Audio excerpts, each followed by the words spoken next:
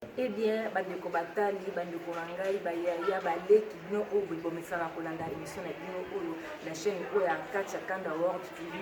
Lelo toza na esengo, tozwi ngungu ya koyamba moto minene oyo toyebi na kombo ya prophète Armand. Pasteur, toyebi ke prophète à partir na ye tokodécouvrir susu ya mingi oyo tozalaki koyeba. Aza prophète oyo azali reconnu na Angola, na Luanda, partout bato ebele bayebi ye. Tozwi libaku mosusu boyokaka ye, boyokaka bakome na bomoni ete na loba te vraiment un certain nombre de Dieu qui parle bien, nzamba utilisaka ye makasi vraiment. Yango wana ngai na bino tokodécouvrir ye. Ngai na bino tokodécouvrir ensemble aza nani, nzamba asalelaki ndenge nini mpe alingi ayebisa biso nini oyo ebatama. Parce que Bible dit, si vous connaîtrez la vérité vous affranchira. Bible dit, si le Fils de l'homme vous affranchit, vous serez réellement libre. Nebi ke moko comme libre. Nebi ke à partir de mission oyo oza malade, oza na hôpital, oza na prison, oza na problème, oza la consolation à travers l'émission oyo. Alors sans plus tarder, tozo selana prophète na biso. Boa tarde papa. Papa na biso toyebi ke oza prophète, oza parmi bato oyo nzambe autilisaka puissamment, si je ne me trompe pas. Oui, toye awa tosolana yo parce que baprophète bakomi ebele vraiment na mboka na biso. Bakomi ebele bamosusu baza ya malamu, bamosusu baza ya mabe. Tozo comprendre te bana nzambe baza déçu, bana nzambe baza confondu na baprofession ezobima par-ci par-là. Alors dès que tokoki kodécouvrir ke oyo aza vrai prophète to aza un faux prophète. Merci beaucoup, maman, ma soeur Katia, pour la présence sur la Katia, l'église Psychatozali. Tous en avons soutenu beaucoup, tous en retraite sur hier. Merci pour la question, madame. Les animaux qu'on a bien en communauté épidémie. Il va prophétiser que la communauté épidémie na Katia monde, na Katia surtout dans le continent africain. Ok, avant tout compte dans Mosindo. Il faut d'abord connaître les caractéristiques qu'il y a un prophète Yasso. Les caractéristiques d'un vrai prophète. C'est très important. Parce que ceux qui ont les caractéristiques ou en a et tu es un prophète et que c'est difficile, il y a tout Black Sabbath réellement qui est un vrai prophète, qui est le faux prophète. Pour les lots, Moutounioso, alors c'est déclaré prophète. Moutounioso. Il suffit qu'à la veste à mon zoom d'auto muketo à simbi moi le connaît moko a comme prophète. Donc c'est pour cela na lingaki to me comprendre un point wana. Mais surtout que dans le livre il y a Jérémie chapitre 1 na verset numéro 2 bien to kotanga na kotanga rapidement. Pour na bato ba comprendre trop que na croix pour les arabiens. Bible sur le biso na verset 4 la parole de l'Éternel me fit adresser en ces mots. Avant que je formé dans le ventre de ta mère, je te connaissais. Et avant que tu fusses sorti de son sein, j'étais consacré. Je t'avais établi comme prophète des nations. Donc automatiquement, mon toit comme un prophète, mon toit botamaka. A botamaka na don wana na qualité wana na katinaye. Mais cette différence, c'est aller à don pour prophétie, un ministère prophétique. C'est deux choses différentes. Donc, ils ont un don. Tout le monde dans l'église, à Kanuma Miso, ils ont un ministère prophétique. Tout ce qu'il fait est prophétique. Ils allaient juste dans la orientation. Alors, qui est un prophète? Un prophète, c'est un texte. Un prophète, c'est un porte-parole. Porte-parole. Ok. Voilà. Un prophète, c'est un porte-parole. Il vient seulement apporter la parole de Dieu. Donc, un prophète vient annoncer trois choses. Le présent, le passé et le futur. C'est un porte-parole. Donc, Moumemi Maloba,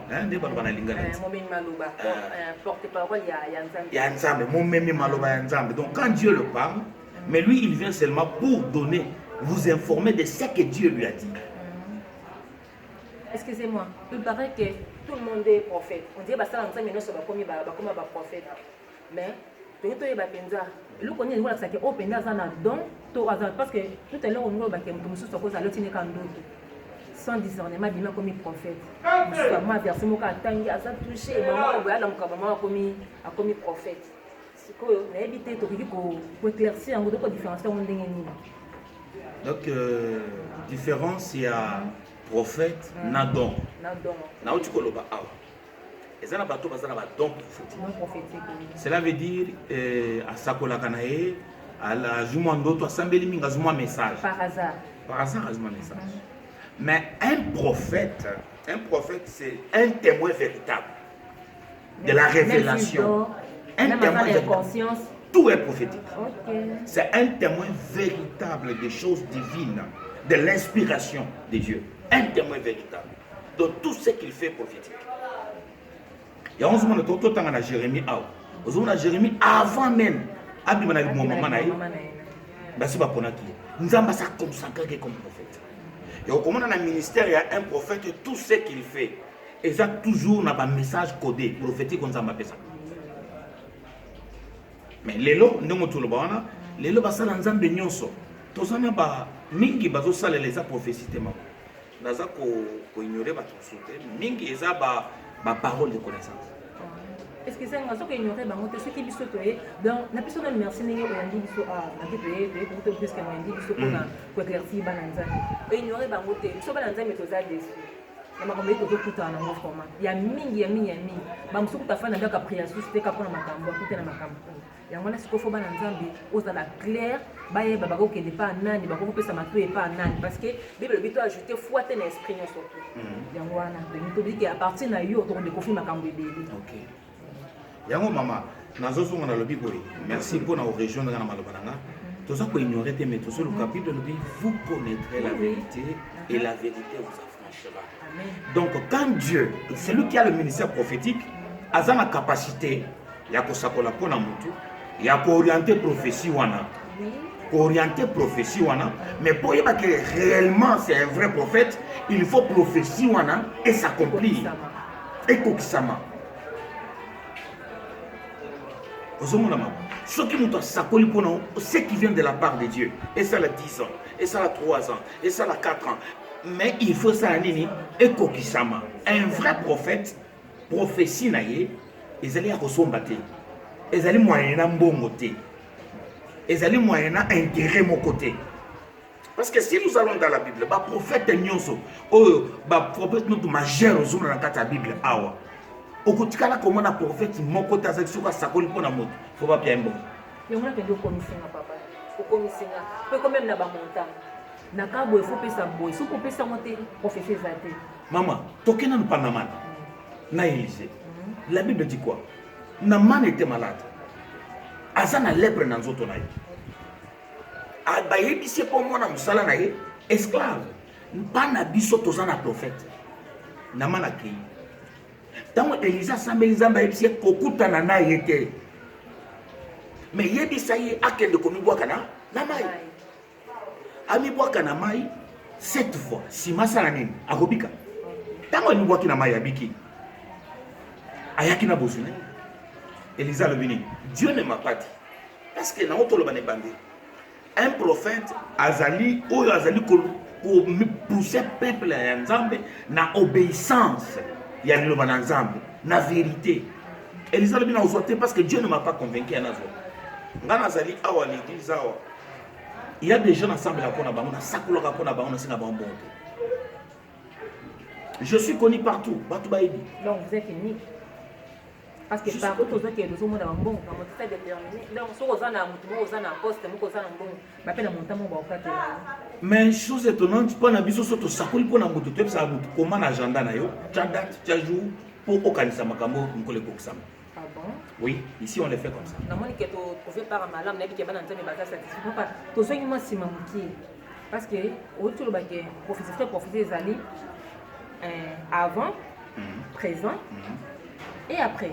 Oui, et ça, bateau moussousou, à mon équipe prophétie, ils ont mal sabaté, parce que nous bon, à quelques personnes, à quelques anganga, à quelques invoqués, bah, esprit, nous, pas comme un prophète, bah, doit y être délai.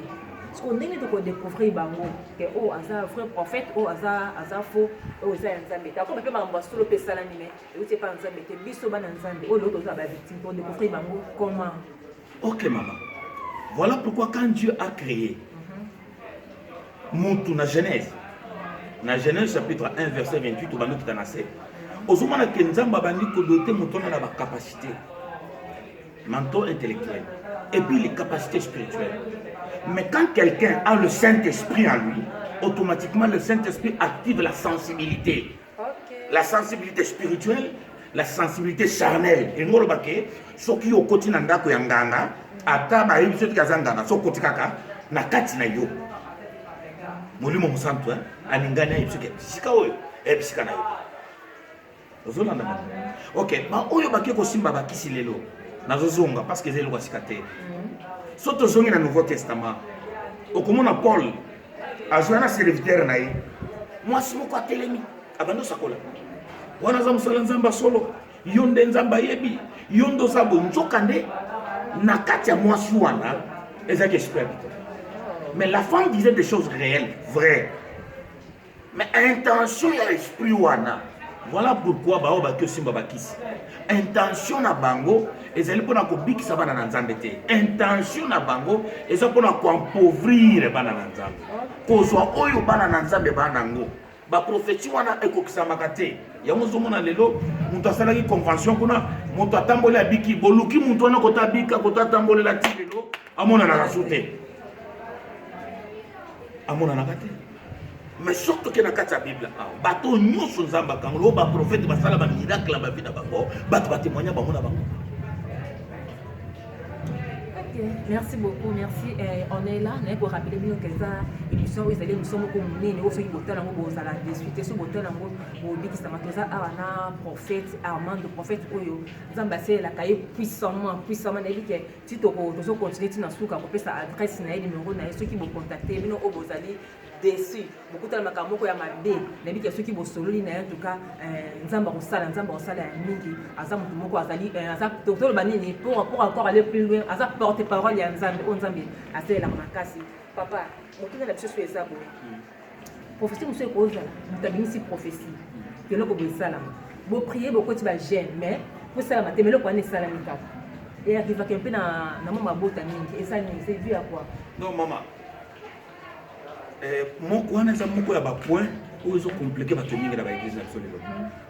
Dans chaque chose il y a la part de l'homme, il y a la part de Dieu. OK. Azolanda mama ndenge tovandi bona ko prophétiser pour na libi nzambe ayebisinga ke okokoma boye mais yusko na etani ni yokozelela yango zomona